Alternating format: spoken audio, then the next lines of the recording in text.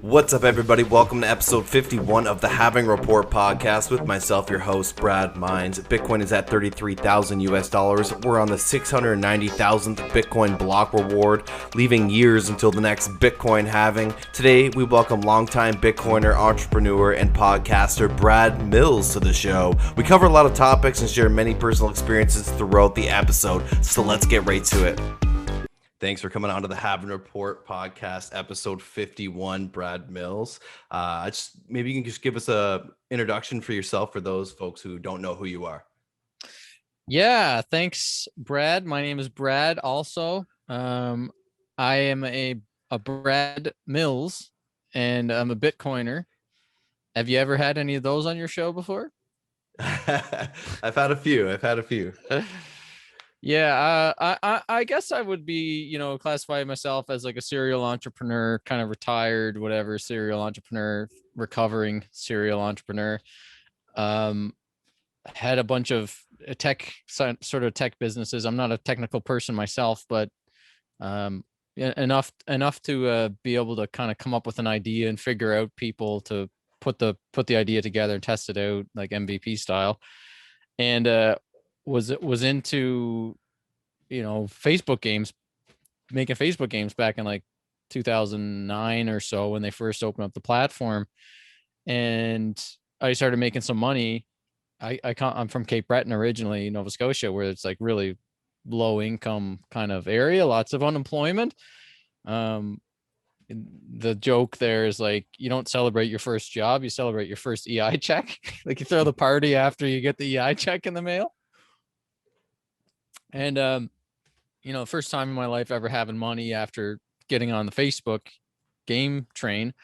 I started to like look into money, because before that, money was just this thing I didn't have. It was like, oh, well, I guess some people have that stuff. I don't really have much of it, so I don't need to pay attention too much to it.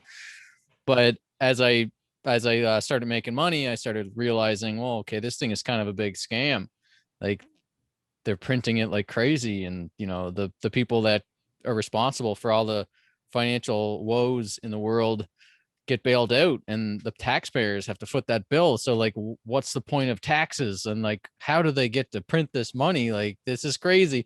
So I went down that rabbit hole, found kind of like the difference between Austrian economics and Keynesian economics, went down that rabbit hole, and found Bitcoin in like 2011 and was like, this is amazing. This is like Austrian economics money. This is like libertarian money. This is I'd rather trust code than trust some 12 shrouded central bankers somewhere making decisions. So I got into Bitcoin in 2011. Obviously, I wish I kind of kept everything, didn't sell anything, but I ended up like getting in at like $10, and then I thought I was brilliant for making a 2x and sold a bunch of it at 30 or 3x, and I like sold half my Bitcoin at 30, and I was like, yeah, so smart. But yeah, I didn't know much about money and like value. I was just like trying to protect my wealth at the time that I was accumulating monthly through this game business. So I guess that's kind of a long sort of introduction of my mindset, where I came from. And obviously over the last 10 years, I've been just learning more and more about the money system, and trying a bunch of different businesses. And because Bitcoin's not been up, it's been up and down, and it's been down for most of those years. So I've had to try a bunch of different things and get into different businesses. But in the end, I've always been drawn back to Bitcoin. And for the last few years, probably the last 4 years, I've been just like pretty much all about Bitcoin.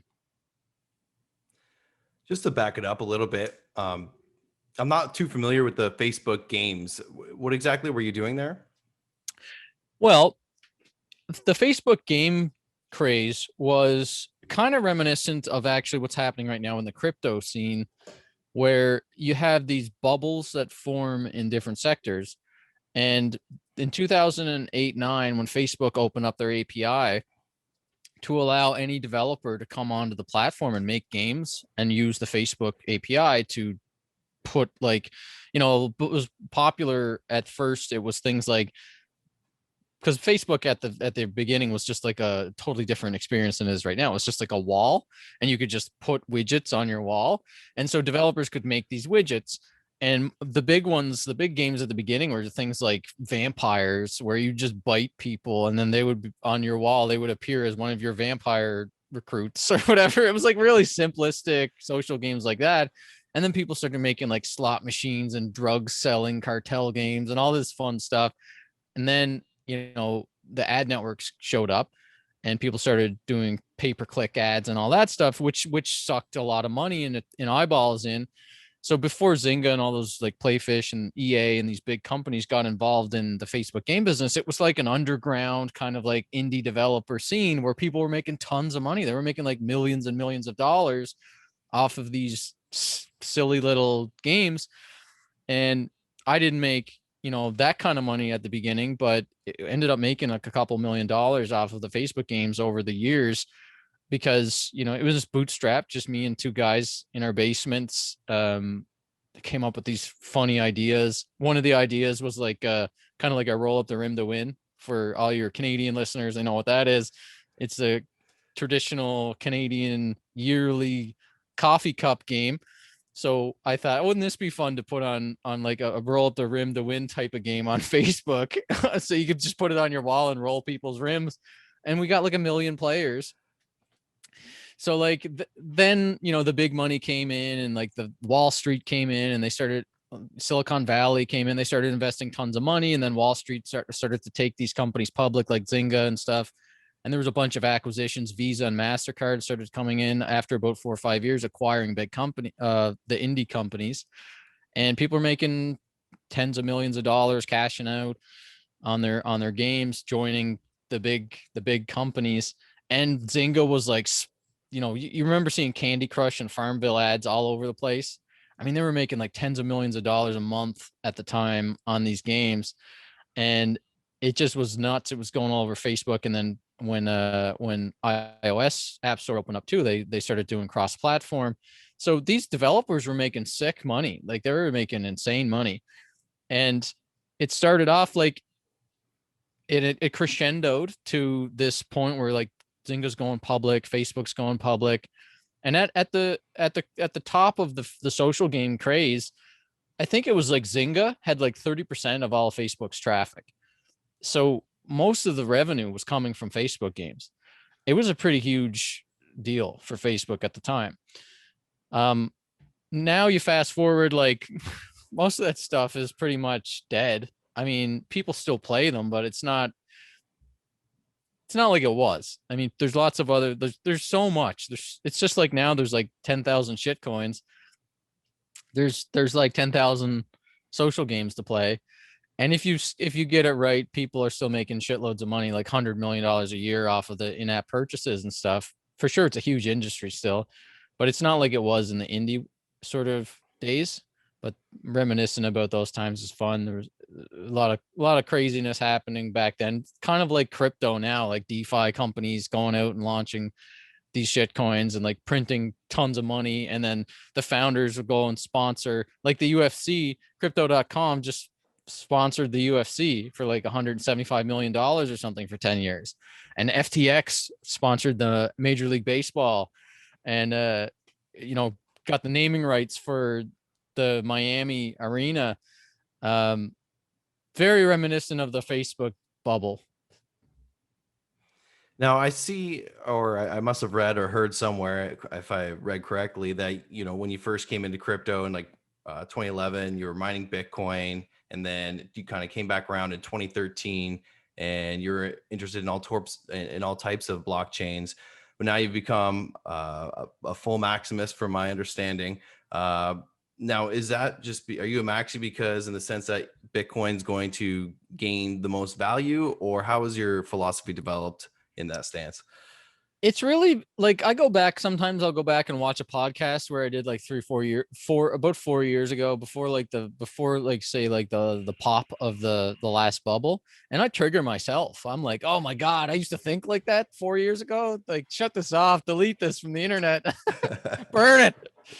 But yeah, I was like, I've just learned a lot more about investing, what is value, and how these things actually operate. And, I worked at a crypto fund in 2016, 17, and I got to see like how the sausage is made. And like, it's so shady. And it's all these insider pre-sale deals where everybody knows that they're just creating shit and they're just dumping it on the public.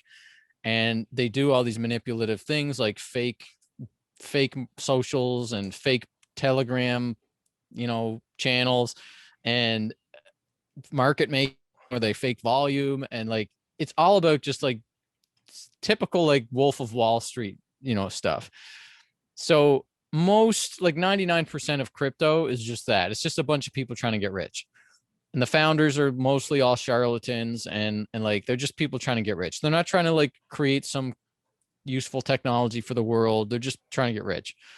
So early on, when it was all like indie, like the indie days of Facebook, like the indie days of crypto, it was kind of like we were all on the same team, even though there was other projects that were competing with Bitcoin. It was like everybody was a Bitcoiner. Like everybody pretty much knew Bitcoin was the thing, and the objective was just like to get more Bitcoin. So when you created a project, like everybody knew, like, oh, I'm investing in this name coin because I can get more Bitcoin for it. And it was like it was a more friendly space back then. It felt like it wasn't as contentious, and there wasn't like funded disinformation campaigns against Bitcoin at the time. It was like everybody who was in crypto was into Bitcoin. But after 2000, like after the block size war happened, and I saw a lot of the early people turn on Bitcoin, and I saw a lot of the VCs start to turn on Bitcoin and start funding anti-Bitcoin propaganda, like the Ripple executives, like starting to fund this anti-Bitcoin propaganda, and all the Ethereum people like cheering on Bitcoin Cash, and like the VCs that were investing in things that were spreading false information about Bitcoin. That really affected me and made me kind of harden my stance more. So it was partially the 2018, 2019 bubble pop, where most of the crypto nonsense, like the ICOs, I mean, it clearly, the market showed us that utility coins are shit coins. Like you don't have any value. When the company does well, their token can tank. Like Salt was a good example of a company that was like, on paper, the company Salt Lending was doing really well, but the Salt token went to zero pretty much. And like, if you had invested in the ICO of the Salt coin, you're not capturing any of the benefit from the company doing well. So as long as these things have companies, like, what's the point of their token? It's just a shit coin, like illegal security.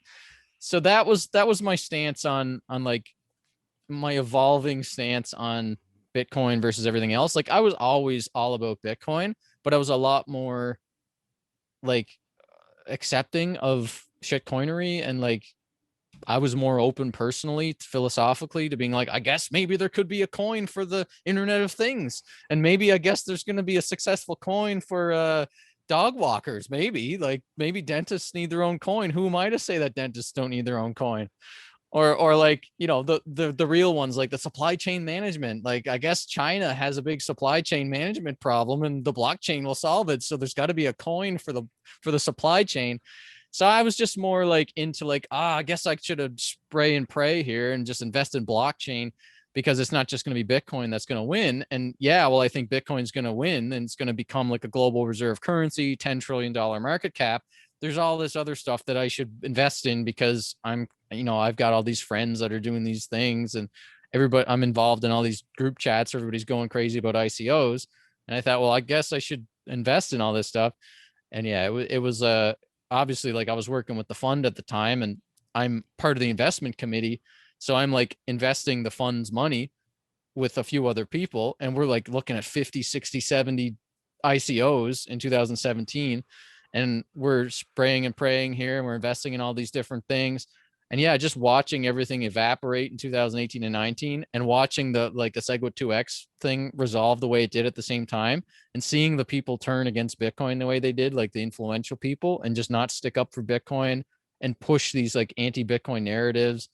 and really work towards making the altcoins like defeat Bitcoin in the with their stable coins trying to steal the method of exchange use case, and with the altcoins trying to steal the store of value use case, it just pissed me off. And I just got angrier as the time went by what I saw happening in crypto. So I think that's really what made me more of like a Bitcoin maximalist in public.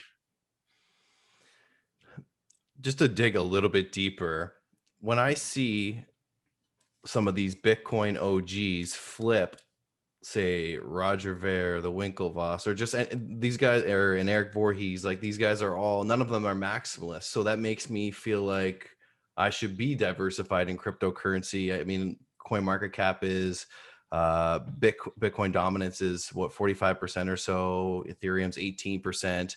So I guess my question is it not reasonable to hold a basket of cryptocurrencies, maybe not some of the ones that are more centralized owned by a company, but maybe some of the more decentralized coins, Monero, Bitcoin Cash, Ethereum? Well, I think like it depends on your philosophy. If you're just an investor or just a trader, then yeah, it does make sense to look at the whole thing as this evolving like industry and evolving market. It's really two separate markets that are coming out of this. There's Bitcoin and Bitcoin like currencies, and then there's like all this DeFi stuff and all this decentralized autonomous organizations and ICO coins, utility coins. Those are the more centralized like utility coins. And I really do think that it's Bitcoin and then everything else. But like as a Bitcoiner, you probably are more of like a financial activist.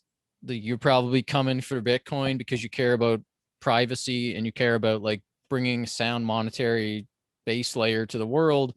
And you really probably care about the scam that is the fiat money system, and you don't want to be part of that. You want to like opt out of that and join Bitcoin. So Bitcoiners have this like sort of cognitive dissonance and philosophical like I don't know, resistance to anything else, because most everything else is centralized. It doesn't have the decentralized properties of Bitcoin, and none of it would stand up to a government level attack. Like the only thing right now that would stand up to a government clampdown is Bitcoin. So if you're just looking at it like as a financial activist or like a freedom maximalist or whatever you want to call it, then Bitcoin is probably the thing, because you could make the argument that Monero is like, there's a lot of shit out there, but I don't think Monero is shit. And like Decred is something else that I don't think that's shit. I think it's just not as good as Bitcoin. So I don't hold any of it because it's not as good as Bitcoin. Actually, I do have some Decred, but I've been meaning to sell it for like a long time. It's just complicated. I got some leftover of that from like the 2017 days, but I've been meaning to get rid of it. But because I wrote a whole thing on it that I really do think in the end, things like Bitcoin Cash, Monero, Decred, Litecoin, it's all competing against Bitcoin for the store of value, money use case. And I think that like there's a bunch of things that make these things valuable. There's the decentralized nature of it. There's the liquidity. There's the developers. There's the utility. I mean, who's using it? There's the amount of people, the Lindy effect, like the amount of adoption there is. All these different network effects, like Metcalfe's law. That's what people say that all the time.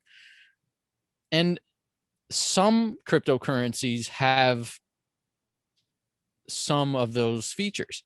Like Monero, I don't think it's centralized. I think Monero is pretty decentralized, but it doesn't have the liquidity. It doesn't have the scalability potential of Bitcoin. It doesn't have the developer mindshare of Bitcoin.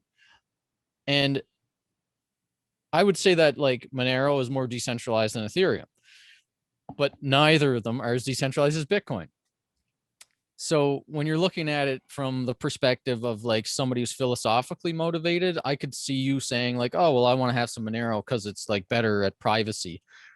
But, I would argue against that because you're opting into a coin that's more private, so you're going to draw more attention to yourself. But like Zcash and all this stuff, like they're all competing with Bitcoin as money. So I think because Bitcoin's winning everywhere, then it's a no-brainer to just, why bother holding that stuff? It's not likely that like Zcash is going to become a $10 trillion market cap, or probably won't even become a $1 or $2 trillion market cap. There's so much competition in that like space of competing with Bitcoin that it's most likely going to be that Bitcoin wins store of value use case, which is potentially in the 100 trillion market cap. I mean, 10 trillion is just competing with gold. 100 trillion is competing with like the monetary like utility of real estate and cash and stuff like that, bonds and stuff.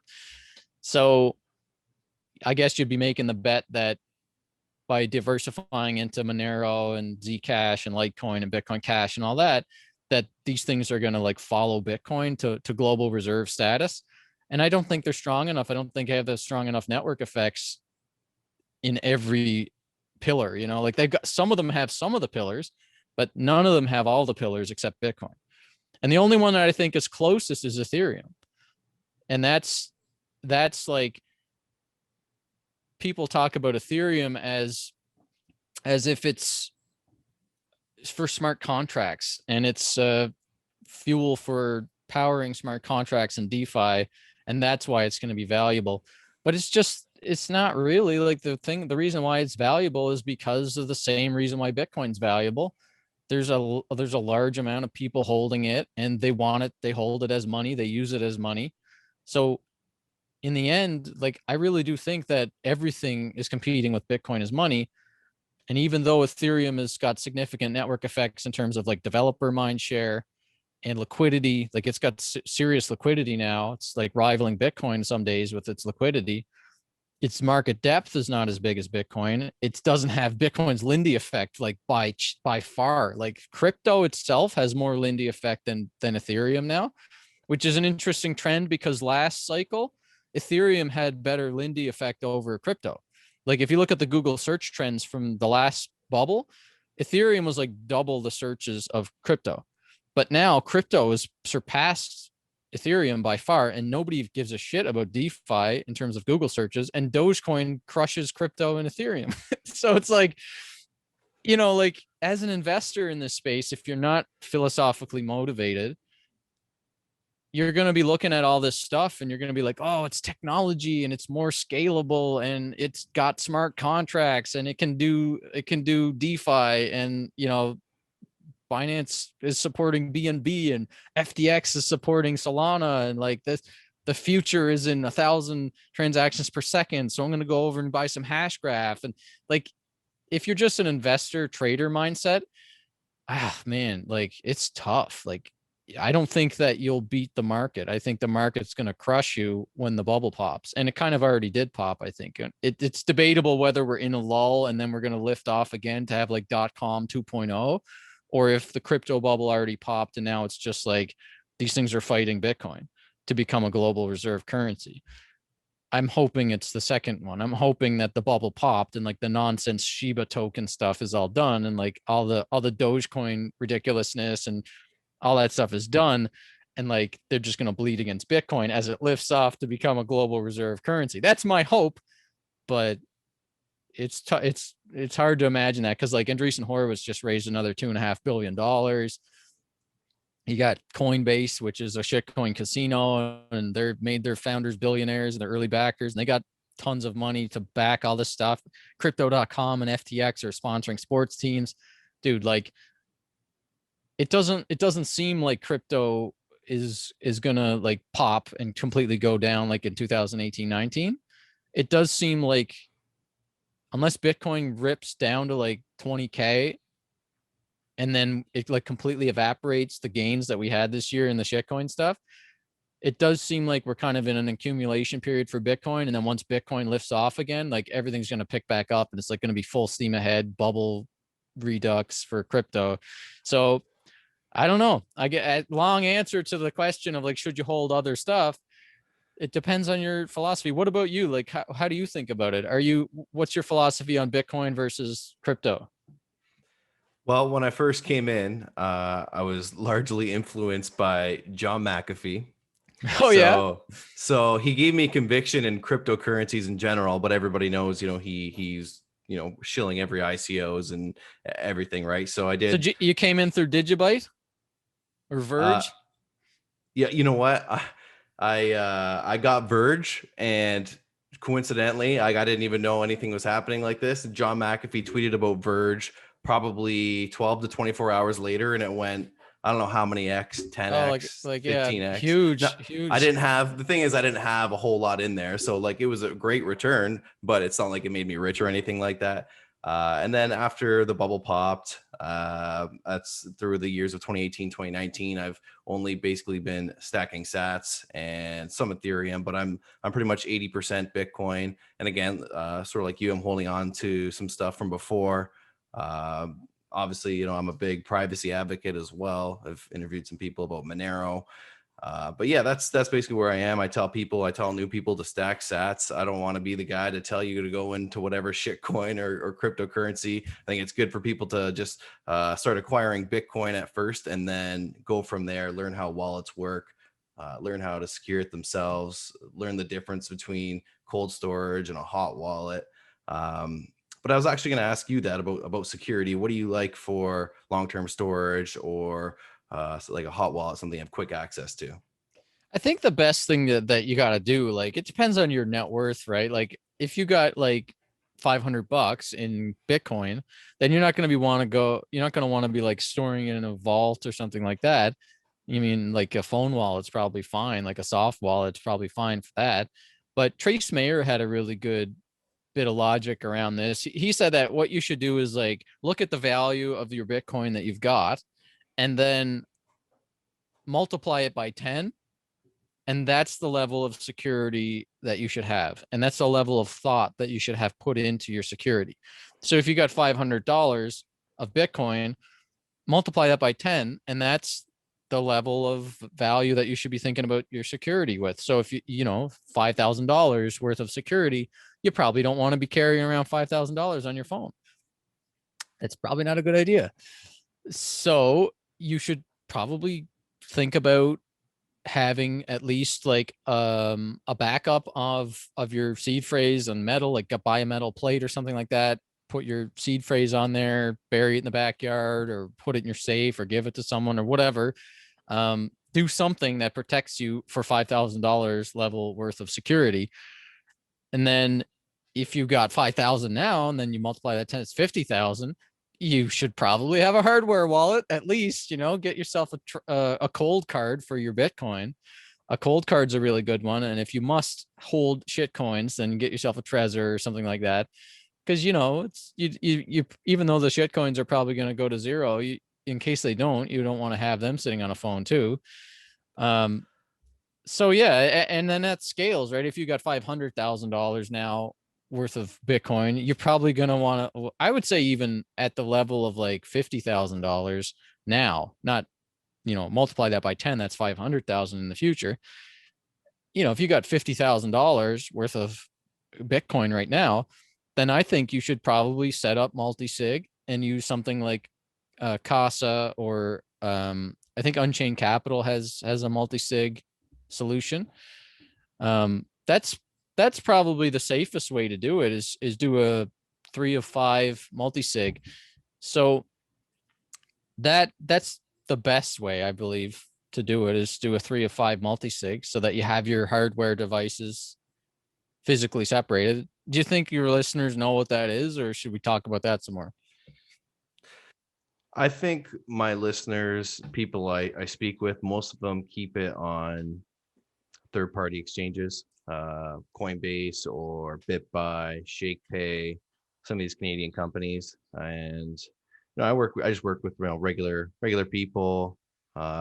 So that's kind of where they go. There's a couple people that have used what I got, which is the BitFi. I don't know if you've seen this one before. Uh, is that the Kobo Vault? No, this is BitFi. Oh, BitFi. Oh, I haven't seen Yeah. that. Yeah. Oh, So cool. this one's quite interesting. A couple of people, like my friends, use this one, and my friend that has what is it? What's the cold one that you mentioned? Cold card. Cold card. He just got cold card. He says he likes the BitFi better in terms of usability. Now, I'm not a security expert by any means, but you know, that's, I guess that would have to be compared by Yeah. someone in that realm. But in terms of convenience and the fact that I can lose this wallet and just pick up another one and log in, I don't know if that's a flaw there, but very convenient if you want to travel and not have something going across the border, or just you know, storing it in the fact of losing it. I'm not sure if that's well, if you have your backup seed, you're good to go. But yeah, again, I Man, guess it's I don't trust like new stuff. It takes me a little yeah. while to trust new stuff. Like I gotta know that it's been through the ringer and that experts have gone and given it their seal of approval before I Mhm. really trust putting my Bitcoin on it. I mean, if you're talking like $100 or something like that, sure, try this stuff out. But I don't know. I'm just Well, paranoid. I lost a lot of my Bitcoin in Mount yeah, Gox, right? So like yeah. I'm like, don't trust verify. I learned that lesson Mhm. really effectively. Don't trust verify. So now I don't trust. And I can't verify. Yeah, So my version of verifying these hardware wallets is like wait a little while and see if yeah. anybody loses. It's like the vaccine for me. I'm like, I don't know how to verify if the vaccine is safe. So I'm gonna just wait a little bit and see how I'm gonna bunker up and stay home for a while and see how people react to this thing before I get it. Yeah. So this is a 2017 company. They're open source. Nobody's ever lost funds Oh, apparently nice. from using it. So I feel safe. But yeah, the first couple of years using it, it's like, oh my God, like it's a new company, you know. So there's always that concern. I But actually invested in a company called Hexa Wallet. Have you heard of them yet? Hex? Hex Hexa. Hexa Wallet? No, I haven't. So they're and it was a similar situation. I was following them for a couple of years and I was impressed with the design that they had, but again, I'm like, I don't trust that they know what they're doing. So it wasn't until a couple of people joined as advisors and kind of gave it their seal of approval that I trusted it enough to like invest some money. And because I want to see Lightning Network wallets like Bitcoin on chain and Lightning Network. I want to see like Bread Wallet and Green Wallet and any of the main wallets. I want to see them integrate with Lightning Network, but they're taking their sweet ass time getting Lightning Network going on these wallets. So now you got this balkanization where it's like Blue Wallet and Phoenix and these different like Zap. If you're in the US, you can use these cool wallets like Strike and stuff. But then there's the regular Bitcoin wallets. And I'm like, man, like we need wallets that can do both. And since these other companies aren't adding Lightning Network, I'm going to invest in some companies that and like hopefully get this trend started. So Hexa Wallet has their version 1 out right now in the App Store, but they're coming out with version 2 soon, which is going to have a lot of cool social features. So for me, like I give people Bitcoin a lot. Like if you got a friend that's wants to try Bitcoin, I give them like $5 a Bitcoin. That worked well until the fees started to be $5.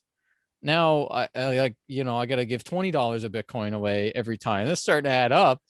So the faster we get onto Lightning Network, the better, in my opinion, because for these like cash, like small transactions, it's like, it's better than having it on an exchange for people that are keeping their coins on exchange. If they got $100 a Bitcoin, $200 a Bitcoin, just put it on a Bitcoin Lightning Network wallet. And the fees are like free pretty much. It's like the old days of sending Bitcoin around. So, anyways, I'm excited to see Hexa Wallet release their product out there, and hopefully people receive it well because it's got some cool social features. Like you can link up with your friends if you give them money, they can be like part of your tribe. And then if they're gonna try to withdraw Bitcoin to go buy some Mhm. shit coins, like, oh, I heard Elon Musk is gonna make Dogecoin the official currency of Mars, man. I'm gonna sell all my Bitcoin for Dogecoin. You'll kind of like be able to like get notified that they're trying to sell their Bitcoin, and you can just give them a ping and be like, hey, that's a bad idea. So that's kind of what I was looking forward to seeing, like social features. And you can do things like being a multi-sig holder for like if you get your dad or your mom or something into Bitcoin, you can be their like multi-sig key holder, so that if they lose it, like you can help them restore. Because how many times have you given Bitcoin to somebody and they lost it? Mm-hmm. So anyways, Hexa Wallet's trying to solve that. They're not a physical wallet. They're just an app. Right. Now, I saw a viral clip going back a few weeks ago where someone was kind of pitching Lightning Network, and I'm not technical, but I heard one of your last podcasts was about Lightning Network, so I think you might know a little bit more about this. But does Lightning Network make Bitcoin censorable then? Because if you're going to zero fees and you have a company now controlling what's happening there, or can it ever compete with bigger blockchains, I guess? Well, it's like the way to think about Lightning Network is it's a different security trade-off. Like I would never put like I don't know. I would never put like my savings, my life savings on the Lightning Network, because it's not as secure to that level yet. And because Lightning Network is new, there's not enough volume for you to be making those kinds of transactions. Like it's more for like those coffee payments and meals and like smaller payments, like paying your bills and stuff like that. It's more like you think of Lightning Network like your savings account, and on-chain Bitcoin like your checking account. That's the way I think about it. So I'm going to have my long-term like generational wealth, like Bitcoin that my daughter is going to get someday. I'm not going to have that on a really like hot wallet. I'm going to have that in like the most distributed, secure, safe way that I can't even get to it. So then you kind of just like the Trace Mayer thing, you think about like, at what value are you going to want for? So for like $1,000 or something like that, I don't mind messing around with that. Actually, I've got more than that on the Lightning Network right now. I've had a whole Bitcoin on Lightning Network since 2018.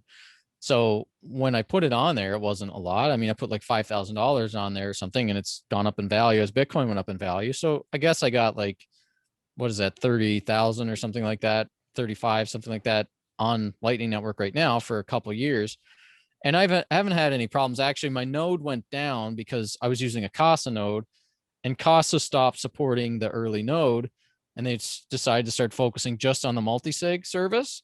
So I'm not a technical guy either. And when the Casa service went down, I pretty much just like lost my node.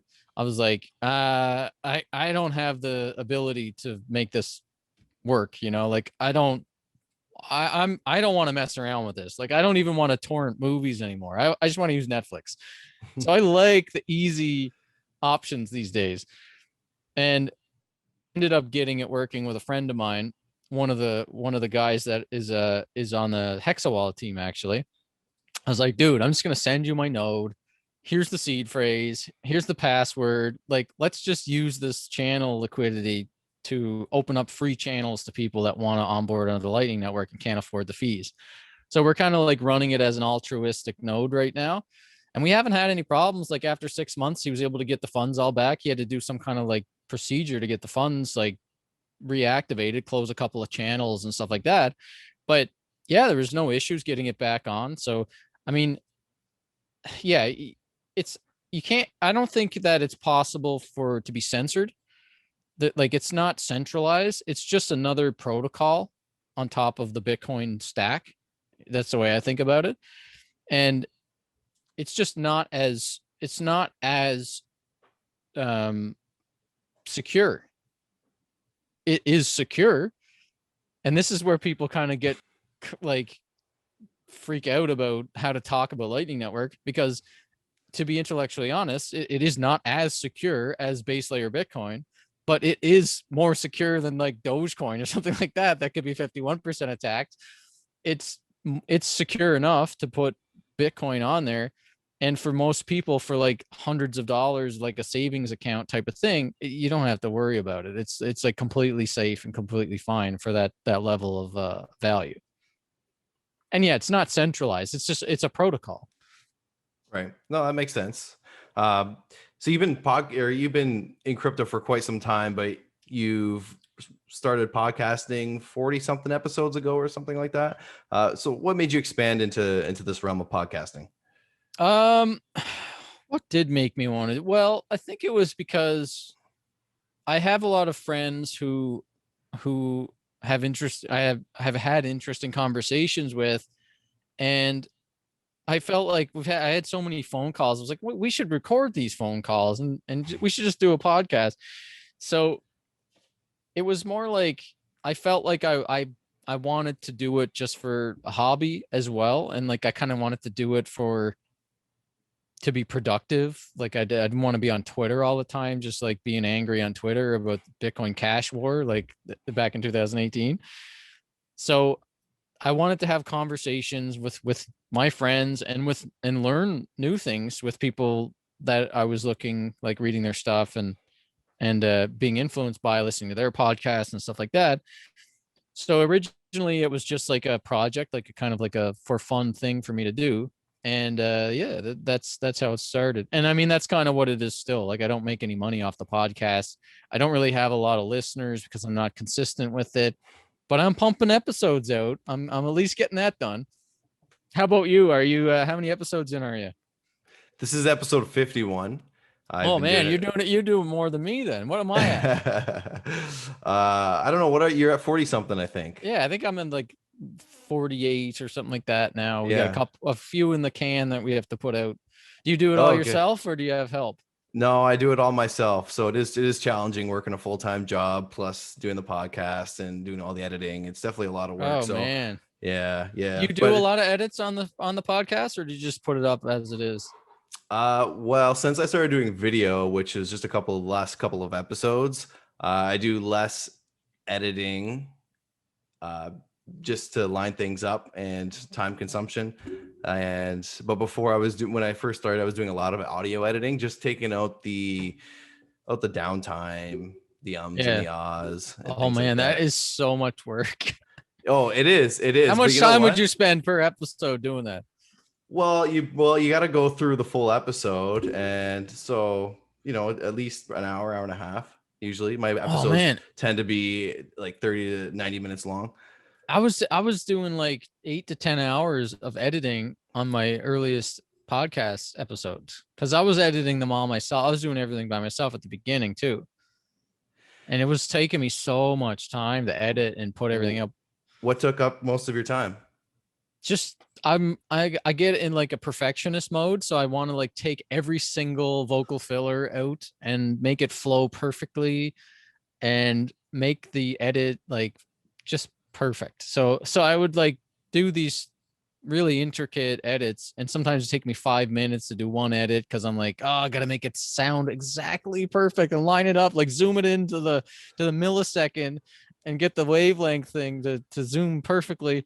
Anyways, I wasted a lot of time trying to be perfectionist, but it's just the way I am with that stuff. It's like a habit. So I don't know. I was spending way too much time on it, way too much time.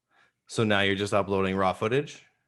Well, now I ended up hiring a team of people to help me produce the show, because that ended up making me, like, after 4 or 5 episodes, I was like, I can't keep doing this. This is crazy. And then I'm like, I don't want to just upload the raw footage or the raw audio. So I don't know, maybe I'll do an episode next month. That's the mindset I got into. So then I eventually, a buddy of mine, Jordan Harbinger, has a really popular podcast, and the Jordan Harbinger Show, great podcast. You should listen to it if you haven't yet. He interviews people like Dennis Rodman, all these celebrities, and really cool topics too. Like he interviews like ex-mob bosses and stuff. He like North Korean defectors and all this stuff. Like, he's really cool podcast, and he's been doing it for a long time. So I was like, Jordan, man, like, I'd given him some advice on Bitcoin like a couple of years previous, so he was like happy with that, and I'm like, I need your help. Like, how do I do this? And so he introduced me to his editor. So then we started this thing where I just record and I give the editor all the raw footage, or the raw audio. And then I had a guy doing socials for me. So he was doing like making clips and doing the titles and the descriptions and all that stuff. So I had it set up to a process where I could just record and then they would do the rest. So but that got expensive. So I'm like, all right, need to figure out how to do this in a way that's not going to like spend all my sats on it, you know? Right. So you're still I'm working still with on these that things? journey, man. I'm still Yeah, on that journey. okay. Yeah, no kidding. I say that to myself all the time. I wish I could do it full time, or if I had someone, even one other person helping me out, it would go so much further, but I'm not willing to spend my Satoshis either. So I'm just doing it all myself right now when I can, when I feel like it, when something lines up good. Nice. But What kind of guests have you had on so far? Are you getting like 4 or 5 like notable guests yet? yeah, so my last episode had Peter McCormack, Oh, and cool. yeah, the most popular would be him, Roger Ver, and Jason Williams. Oh, you had Jason Williams on, did you? Yeah. Yeah. Back in like March of 2020, I think. I think right before he launched his own Going Parabolic channel, actually. Nice. How'd you get to know Jason? You know what? I just followed him early when he was on Twitter. I think he follows like 420 people right now, and I'm one of them, so I'm happy to say that. Nice. But yeah, I think I just followed him early on, and I kind of like what he has to say. Yeah, so I would throw him some questions about Bitcoin and crypto, and he kind of answered them along the way. He's pretty nice like that way. So yeah, those are probably the 3 most popular guests. I'm not sure if you'd know any of the other ones. Just there's so many people in the space now, right? But you definitely know So those have folks. you talked to Jason lately? No, like I'm not like that on a super close relationship with him or anything, just like DMs on Twitter, and like he came onto the podcast, like I'll respond to his tweets and whatnot. But How yeah. many how many listens do you usually get, or views? I guess you're doing videos now. Yeah, so it really depends on the guest. Like Roger Ver was definitely my most watched episode. He also, tweeted it out. He reposted the episode on his own YouTube page. So that one probably got like 20,000 download or Wow, listens. nice. Yeah, Wow, but that's big. yeah, but again, that was by far the most. And it depends. Like if they retweet, like Peter McCormack didn't retweet the one. I don't know if his Twitter's just too busy these days or what, if he saw it or whatnot. But that one's probably at a couple hundred, 200 or plus or so. It's been up for a week and a half, I Right. think.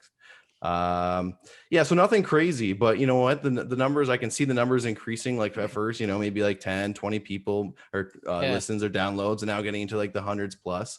And when I can score really popular people or notable people in the space, obviously that can jump into the thousands pretty quickly, right? So I think we're at pretty much like the same spot. Like I think I yeah. get like on average like 400 or 500 listens per episode. And then like if I get a bigger guest on like Preston Pish or Willy Woo or something, I get like a few thousand on the episode.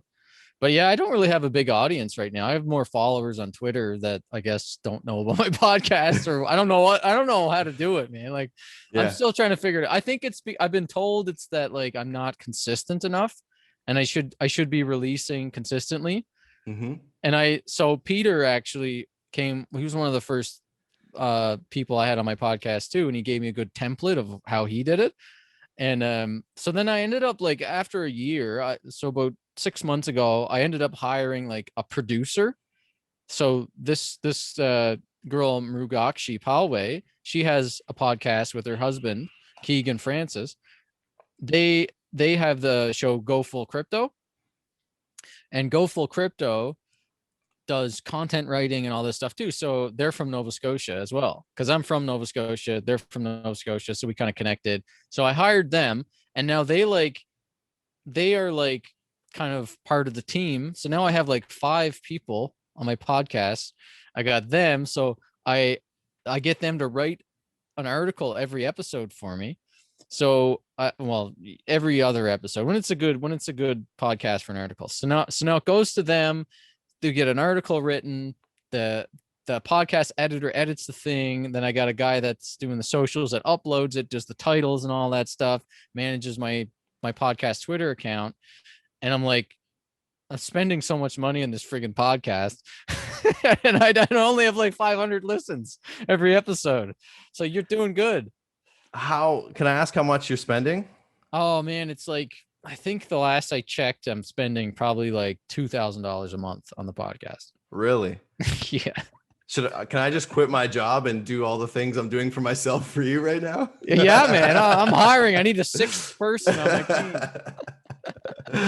Oh man. Yeah, I don't know, man. It's well, a lot of it for me is just, being able to grab a guest and I did a little bit of Facebook marketing as well, and Instagram as well, just to kind of I spent some money there. Right. And that helped actually. I think I never thought to do that. Yeah. You know what? When did you start your podcast? How long ago? I did like an intro episode in the late December of 2019, and then I started doing at least one episode per month since then. So basically 2020, started 2020, so about a year and a half in right now. So you're pretty consistent, like one a month. That's about what you do, or 2 months? I would say 2 a month. Yeah.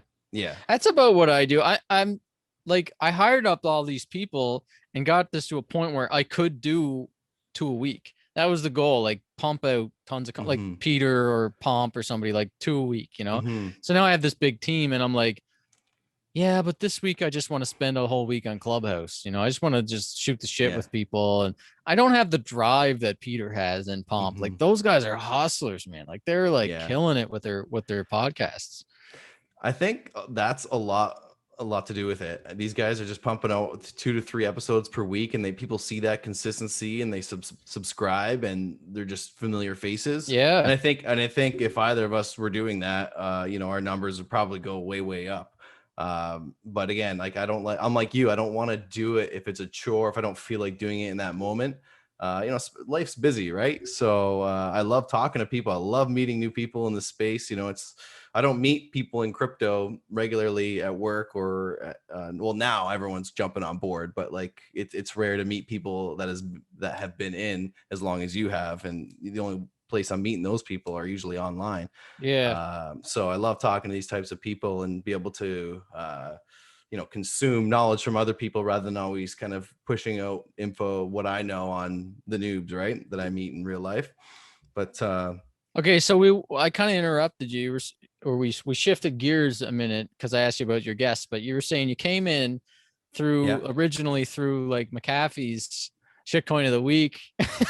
Well, no, I'll say this. The shitcoin of the ICO of the week or the coin of the day, that stuff did come a bit later after I started following them. I was following them for a while, or maybe a few months, probably a few months. And then before or after the Skycoin tattoo? Before the Skycoin tattoo. Okay. I actually have DMs with John McAfee about Skycoin, and he's like ripping on the owner, and he says the leader is incapable of managing it, and he was sad that he had promoted it to his followers. I don't know. But anyways, go on. I think I interrupted you there. I was just curious because then, you came in through that. And then I think you said that you eventually then just started stacking sats because it was like, you like some of the other stuff, but you don't want to be telling people like financial advice to go buy this thing that might end up going to zero. So stacking sats is the more conservative thing. And you're like 80% Bitcoin. That seems like pretty normal, like I think most people that come into crypto not through Bitcoin lens, like through just investment lens, I think they end up somewhere around there, like 70-80% Bitcoin, and then just dabbling with shitcoins and taking bets on new stuff. And like, oh, I want to have a smart contract play, so I got to get some Solana or some BNB or ETH or whatever. So yeah, that seems about normal. Well, which is weird. Is it weird that people come in like that? Is that what you're saying? Yeah. I mean, I guess it's not. Well, just to expand, like, again, I'm not a computer science by any means. So when I first heard about Bitcoin, I'm like, well, how do I know the code checks out?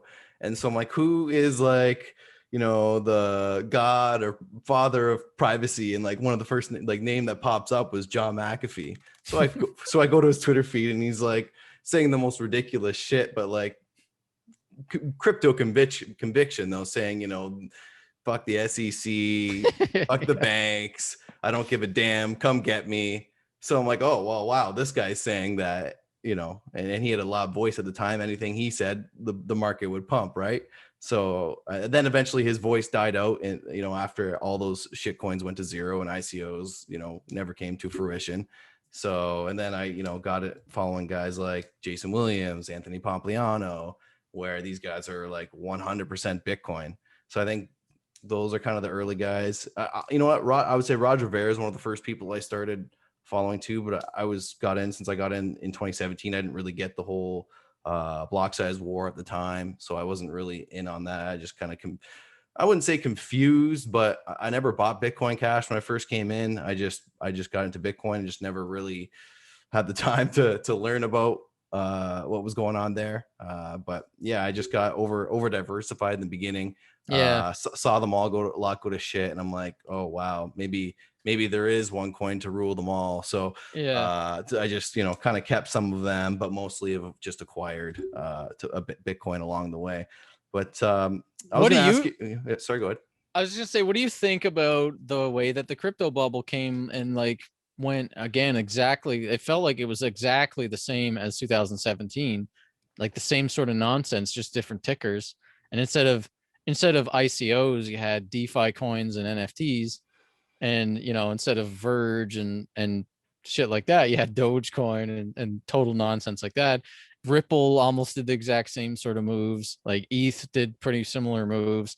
Bitcoin, Bitcoin seemed to have Bitcoin seems that it had a more conservative run this time, which is why I guess a lot of us think it's still going to 100, 200,000 by the time this run's finished. But like from you coming in 2017, did you feel like it repeated exactly the same, or did you feel like it was different? Well, I am in the belief that the bull market's not over, so I'm hesitant to judge if this happened similar. And I wasn't in early enough in 2017. I heard about it, I think, at $4,000. I think it was like a headline coupled with Donald Trump and Kim Jong-un, fighting over nuclear war, threats. And I saw something like Bitcoin at the same time. Like at the same time, Bitcoin explodes and hit all-time high of $4,000. And like I had a guy out west from Vancouver telling me, buy all these shit coins, and that kind of played out too. But yeah, I'm hesitant to judge this run yet. But yeah, in terms of similarities, though, Bitcoin's definitely controls and leads the market. So I think that's what happened last time. But yeah, But like, I don't. did you feel like the same kind of? I know I did, but like, Mhm. did you notice the same sort of behaviors were happening? Like random people were coming to you, talking to you about like random coins and stuff at the top. Yeah, yeah, definitely. I guess I I think that it's happening even more so this time around.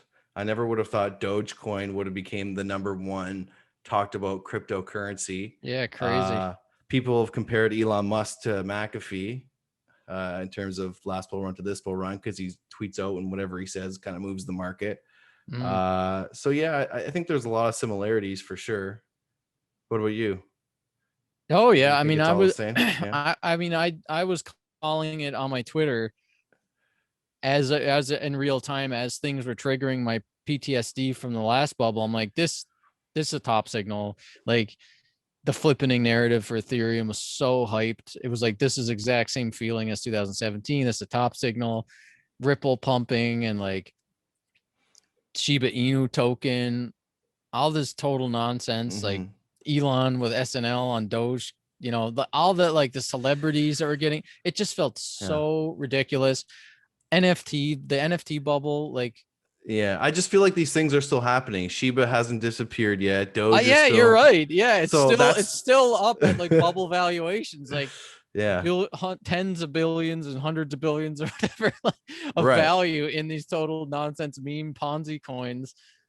It's nuts. Like I think like I said earlier, the only thing that I think will really flush all this out is Bitcoin wicking down to like $20,000 and really scaring all the manipulators and all the like FOMO people out and capitulating them. And then you'll see Dogecoin back at a penny and like Ripple back at a penny, ETH back at 500, like stuff like that. Is that likely to happen though? I mean, like, wouldn't that be a lot different from previous Oh yeah, runs? it would be, because right Right. now it feels like this cycle is not playing out like any other cycle. Even though it feels a lot like 2017, it feels more like 2013, 14 to me, because it was like Bitcoin had a run and then paused for a while and then had another run and to complete like the parabolic trend. And this time Bitcoin didn't go parabolic, but a lot of the altcoins went parabolic. So the way that I feel like this cycle didn't repeat the same way, it started to repeat the same way, where after the halving, there was very similar trends in all the technical analysis metrics and everything. But what was different this cycle was that you had the retail FOMO get sucked out of the Bitcoin market by the ridiculousness that happened with like Dogecoin. Like the GME stuff that happened like in the winter, GameStop and like AMC and all that. There, you can look at the Google search trends and you can look and see that like that was retail FOMO, 100%. That was like a retail FOMO bubble. And Dogecoin and the BSC tokens like SafeMoon and all that ridiculous like Ash Shepherd token and like Balls token and like all like total nonsense garbage Ponzi schemes. Those meme coins sucked millions of retail investors to gamble on this stuff. And because you can look at the on-chain like smart contract holders for SafeMoon, you can see there's like 2 million or 3 million holders of that thing. Now that doesn't, maybe that's not users. Maybe there's like each person has 20 wallets, right? Because it's cheap to use BSC. So maybe there's like a million or 500,000, but I think there's literally 1 million to 2 million people gambling on BSC, on Binance Smart Chain, on these tokens. So in 2017, 2013, we didn't have a lot of the retail get sucked out from the price action of Bitcoin. So if all those people, all those retail investors hadn't have been tempted by this nonsense that's happening in DeFi and meme coins, we would have had a more momentum, I think, on Bitcoin, and it would have, I think, gone parabolic to like 100K in that time. So this cycle, we had Bitcoin moving with tons of strong momentum, and this time we had like more FOMO from institutions than we've ever had before and high net worth individuals. But on the lower end, you had like Dogecoin, SafeMoon, all these things sucking millions of potential Bitcoin investors away into total shit. So that sucked volume and like, network effects away from Bitcoin. And then on the top end, you had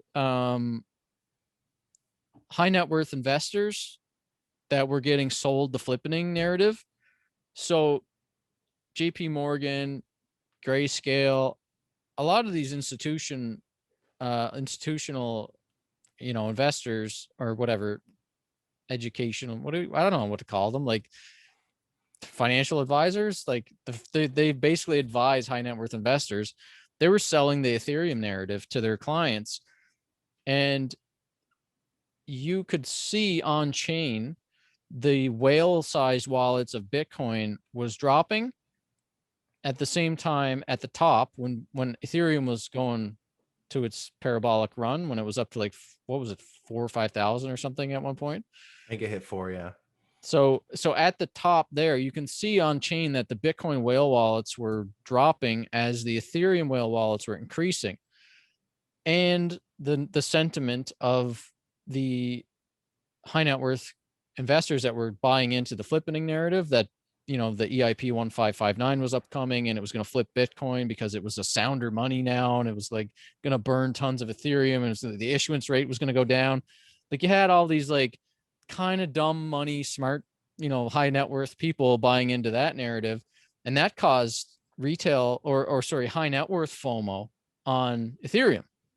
So this cycle didn't play out the same because you had a almost like a scythe coming and like swiping from both ends. You had like the high net worth investors getting sucked off into the Ethereum flipping narrative, and the retail investors getting sucked off into the total shitcoin gambling narratives.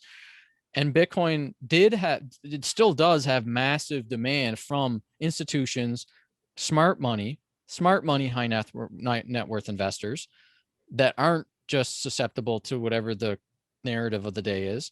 So there's enough demand for both. You know, there was enough demand for Bitcoin and for Ethereum and whatever else they were getting sold on the high end. And then on the low end, there was a lot of Bitcoin FOMO by retail, because you can see that the smaller wallets grew while the bigger wallets shrank. So while the FOMO was happening, and while the like people that were getting sold this Ethereum narrative sold into Ethereum, Bitcoin did have a significant surge of like retail people that were buying the dips and buying the coins from the whales as they were selling them.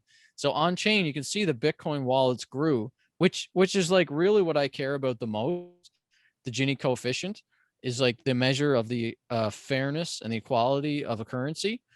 It's just an economics term, and I care about that. Like that's one of the things I relate with Roger Ver about, even though I was like pissed off at him and like, you know, not happy with the way that he you know, was attacking Bitcoin and stuff. I do think he was genuine and that he cares about people like wanting to use Bitcoin as a currency. So I mean, I got into Bitcoin early because of those same reasons, because of like peer-to-peer cash, but also digital gold and decentralization. And I think that he let his ego get in the way of seeing the store of value narrative and the decentralization above all else narrative. But anyways, the Gini coefficient is something that I pay attention to because I want to see Bitcoin be adopted as global money. And the more fair it's distributed as time goes by, the more that is a better currency than the dollar. Because the dollar's Gini coefficient is getting worse and worse and worse over time because of the amount of money they're printing. The wealth is concentrating higher to the top in dollars and every other cryptocurrency. Like I don't think there's really any cryptocurrency that's a serious cryptocurrency, not like a something on like page 50 of CoinMarketCap or something. But I don't think that there's any other cryptocurrency like that has Bitcoin's network effects that is getting more fairly distributed, that has enough global demand from regular people that it is the people's coin. Like Dogecoin is always claiming to be the people's coin, and like Elon's retweeting that nonsense and spreading that. But it's like, you know, the top wallets of Dogecoin control was 50% of the supply or something crazy like that. So yeah, the cycle didn't play out the same, which kind of sucks because I would rather see Bitcoin at $100,000 right now. And I would rather see like a lot of the shitcoin stuff not happen, but it is what it is. And we don't know how it's going to go. Like, you know, your guess is as good as mine. This is not like any other cycle. And I don't think any of us know how it's going to play out over the short term anyway. It sounds like you're with the camp. You think Bitcoin's going to go sideways for a couple years now until past the next halving. That's the way I'm getting from what you're. No, because of the way I look at the on-chain numbers are growing. Like Bitcoin's never been this fundamentally strong before. Like it's extremely bullish that El Salvador is making Bitcoin legal currency, and it's just one domino. Paraguay's doing it soon. Like Latin America is going to keep doing this. So that and the hash power has been growing like insane for all through the bear market. And then we saw this massive drop off of hash rate. And the fact that Bitcoin survived a country banning it is so bullish for the Bitcoin network. It's so bullish that we no longer have to deal with it centralized by China, even though it never was true, even though like the whole Bitcoin Cash, Bitcoin war was about like the SegWit 2x, no 2x movement was about proving the fact that like the miners are not in control of Bitcoin. It's the users and the node runners and the developers that have more say over the control of Bitcoin because we enforce the rules. And the miners are just well-paid bodyguards. They are also part of the Bitcoin consensus, but they're not the ones that make the rules. So even though China, like hash power is centralized in China, they didn't have control of Bitcoin. They were just getting paid the most. But now we don't even have to deal with that, because two good things happened out of this. First, we got to see what happens if a state level attack happens banning Bitcoin and Bitcoin mining. Like, the network survives, the difficulty algorithm takes care of it. Whereas with Bitcoin Cash and all that stuff, they had to add checkpoints and cheat Nakamoto consensus to prevent the attack from BSV from succeeding. So with Bitcoin, Nakamoto consensus got proven out on a massive scale. 70% of the Bitcoin hash power evaporated, and the network just slowed down a little bit. And like, now the difficulty adjustment did what it did, and now we're kind of coming back to normal. And so in the future, we're going to have Bitcoin hash power more geographically decentralized, which is great for the network. And we're going to have to no longer deal with these stupid FUD arguments that Bitcoin is centralized. So I don't think we're going to go sideways for a couple of years. I think this cycle is going to keep going. I think we're going to go to 200,000 by the time this is done. I still think we're going there. But I mean, yeah. I could also see us down at 20K. You know what I mean? So like, that's why I say I don't know where we're going. Nobody knows where this is going. I'm super bullish on Bitcoin, the network, and the Bitcoin price over the medium to long term. But I could see it at $20,000 just as easy as I could see it at $200,000 like this time, in 6 months. Okay. You sound more 50-50 now. Yeah. Just a couple more questions here. I know we're over the hour mark here, but I did have a couple more for you. I just wanted to ask you a little bit more about the podcasting, and have you adapted your style since you began? No, I need to work on that, I think. Are you mostly like do you fire off questions, or you kind of just shoot the shit on the fly? It depends. Like, I've done some episodes where I've done a lot of research first. Like, did you watch the episode I did with Dr. Vieira? Which one? What was that about? Like a year ago. It was. Yeah. He's a monetary historian. He wrote like an 800-page tome on like the history of gold as money in the United States. And he was I was a big fan of Trace Mayer's content before he got canceled and disappeared. And Trace Mayer used to always occasionally talk about how he, his Bitcoin story. And his Bitcoin story was that in school, he wrote his paper, or whatever, his thesis on monetary history of the United States and gold as money. And the thing that he used to write his paper or whatever was this rare to find book series called Pieces of Eight by Dr. Edwin Vieira. So I'd never heard a podcast interview with this guy, even though Trace talked about him a lot. He talked about what he learned from him and stuff. So I'm like, I got to get a hold of this guy and do an interview with him. So I did about a couple of weeks research on that, and I formulated out the questions I was going to ask him and kind of wrote like a few pages of notes. Usually I don't do that. Like I got a podcast interview coming up with Robert Breedlove, and we're going to like talk about monetary history and things like that. So I also did that with him. Like, I did some research and kind of put my thoughts out on paper. But usually it's just like, I know the person, I kind of just randomly shoot the shit with them. And that's why my podcasts end up usually going 2-3 hours, because I'm not very prepared. What can you tell us about the book that you're writing? So the book is basically like from the perspective of somebody like me. Like, the way that I described in the intro, I didn't really have a lot of money knowledge. I didn't have a good financial IQ. I grew up kind of in poverty, but like not caring about it. It was just more like money was just something I didn't have. So I'm writing it from the perspective of like the average millennial that's kind of struggling in debt, aware of how much money's getting printed and how central banks are like just bailing out companies and Wall Street, and are kind of pissed off, but don't really know much about what to do about it.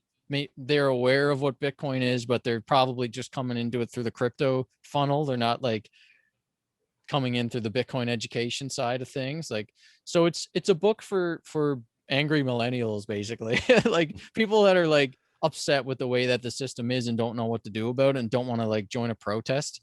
they're just kind of at home, like would rather watch Netflix or something. So I guess like probably the book probably would be a bit like Jason Williams's book, even though I didn't read Jason Williams's books. I don't want to read Bitcoin books to throw me off. I don't want to like, get too much influence from other Bitcoiner books. But the way his book's been described to me, it's like probably a similar market. It's not like I'm not this brilliant economist, or I didn't go to business school or anything like that. So I'm writing for like average people who've like got the awareness that there's something screwed up and they want to learn about Bitcoin. Yeah. No, I have a copy of that book actually signed by Jason, and it runs. I'm not. I have the Bitcoin Standard too, and I find it similar to that, but like less formal. Like he uses like common words and sentence fragments and swear words and things like that. Whereas Bitcoin Standard is like seems more academic in that sense. But Bitcoin Hard Money Can't Fuck With by Jason Williams is like. Yeah, it sort of like touches on all those points and puts everything together, but it's good because it's very modern too. Talks about COVID and Trump and the election running up to there. But that's very cool. Do you have a release date in mind, or is it very preliminary? I'm still working on it. It's again, like I had to end up hiring a team to help me with it. So we did a bunch of calls. We did like probably like 10 calls, just sort of flush out the content. Now we're at a point where we decided on the structure of the book, we decided on the content of the book, and we're going through the rough draft.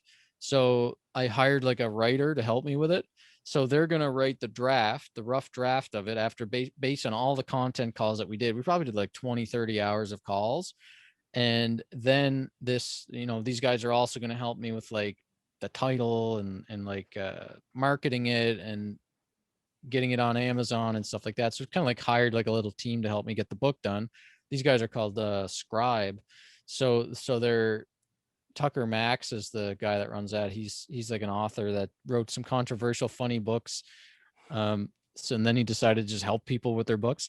So yeah, after about a year of me struggling with it to try to do it myself, struggling with writer's block and shit, I was just like, I'm gonna hire these guys to help me.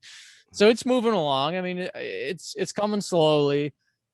It's fun though. Like it's fun to talk about all this stuff, and sometimes you're a complete idiot when you're getting your thoughts out on paper, but you get to know what not to say. I'd say probably another 6 months or something like that. I'll have probably a ready draft, because once the rough draft is done, then it's where the work for me starts, because then I'm going to be like making it my own. When you're not knee deep in Bitcoin related things, what else do you like to do, Brad? I like to invest. So I invest a lot. At least I look at deals a lot. I waste a lot of time on Twitter. I waste a lot of time on Clubhouse lately. The last few months I've been on Clubhouse like crazy, trying to wean off that now. And I play Xbox when I get overwhelmed. I play Xbox. Usually I go Overwatch or some kind of like easy mode game and listen to podcasts and audiobooks. Very cool. Still playing Pokemon Go 5 years later. Are you really? Yeah. Nice. The only pick it up every once in a while. Oh yeah. The only mobile phone or mobile game I play is that mobile? Pokemon Go? It is, yeah. Yeah. The only mobile game I play is Clash Royale. And then I got the Oculus Quest 2 VR. Oh, right. I don't know if you've tried VR, but it's kind of the only gaming I've been doing lately. I'm going to open it up to you if you have any final comments, questions. If not, I'm going to ask you where we can follow you and learn more, Brad. Comments, questions. No, I don't think so. How do you like my background? Is this cool background? Is that Minecraft or something? Yeah, it's a Minecraft bookshelf.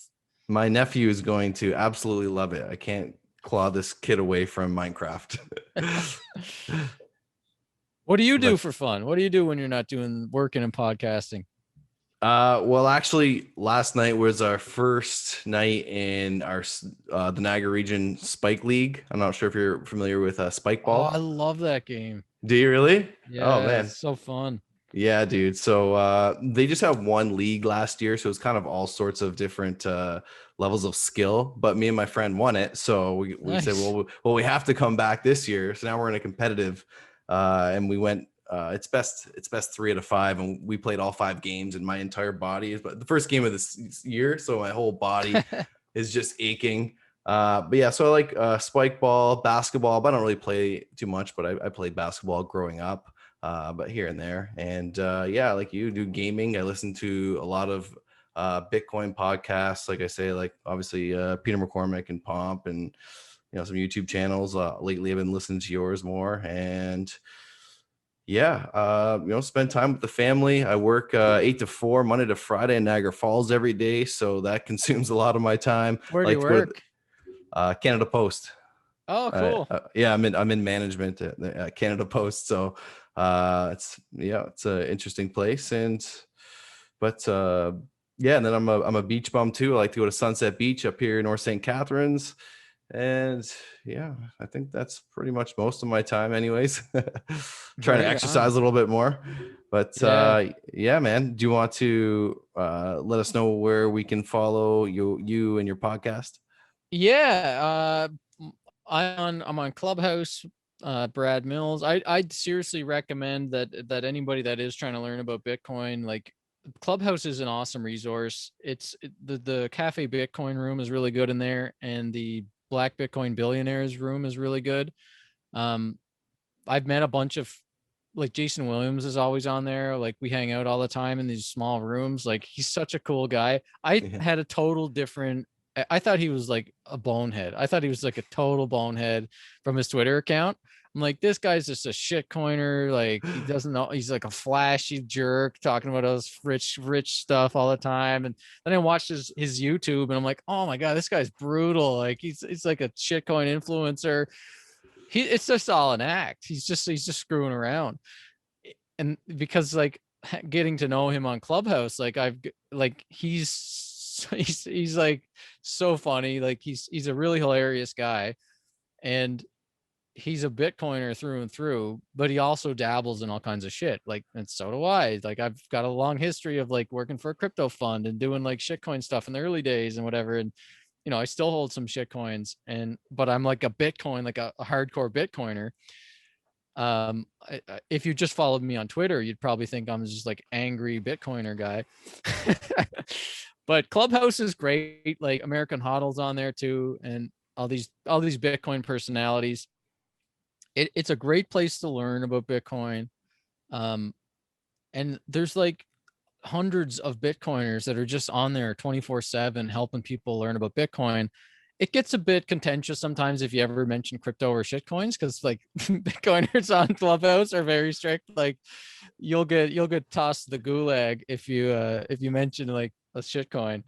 But the Cafe Bitcoin rooms, the Black Bitcoin Billionaires rooms, like, honestly, they're probably like one of the number one resources for anybody to like use to get their friends and family to learn about Bitcoin.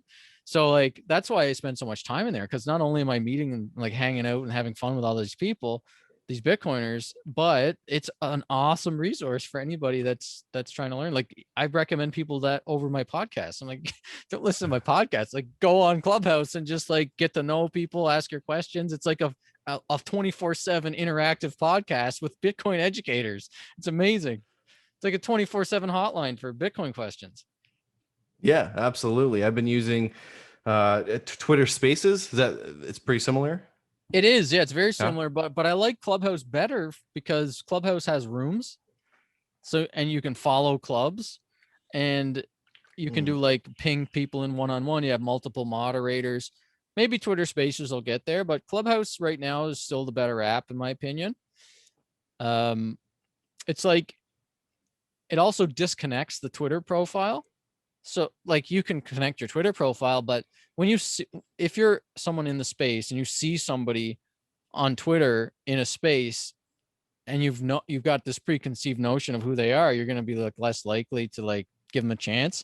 But on Clubhouse, it's like a fresh start for everybody.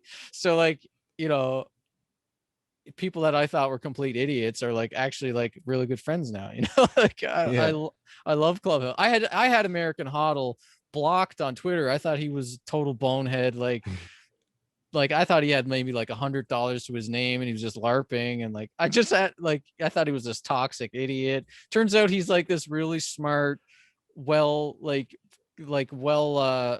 vocalized, family man with like a bunch of kids and like a conservative wife and like really good advice. He gives people really good advice. Yeah, he blows up and stuff on people like he does on Twitter sometimes, but that's part of his act. But he's a super smart guy. It's really entertaining, really funny. Anyways, I love Clubhouse. This turns into an infomercial for Clubhouse. Yeah. It's funny that you mentioned that you thought Jason Williams was the bonehead at first, because like I've sent a couple pictures like of his cars to like a couple buddies before, and they're like, this guy looks like a major problem. Like he just comes off like that because he's just like so flashy, right? But yeah, he comes across like Ty Lopez or one of those guys. Yeah. But then when you listen to him, like he's actually like a super smart guy. He's just really successful, and he knows a lot of shit about Bitcoin and the markets and entrepreneurship. And he's a doctor. Well, I don't know if he's a real doctor, but he's smart as a doctor. Runs medical clinics and stuff. Oh yeah, sold the biggest private healthcare company in America or something for 500 million. Something like that. Yeah. It's absolutely nuts, right? But Brad, I'm going to thank you for your time. Thanks for coming on. It's been an awesome conversation, very informing. I'll be in touch in a couple days, let you know when everything's ready to go. Just give you a heads up, and yeah. Right on. Well, thanks for inviting me on. I had a good time, and good luck with the podcast and your Spike League. Thank you very much, and I'll be in touch. Thanks, Brad. All right. See you later. Cheers. Thank you for listening to episode 51 of the Halving Report podcast. Please like the show, leave us a comment, subscribe to the channel, and we'll see you back next time.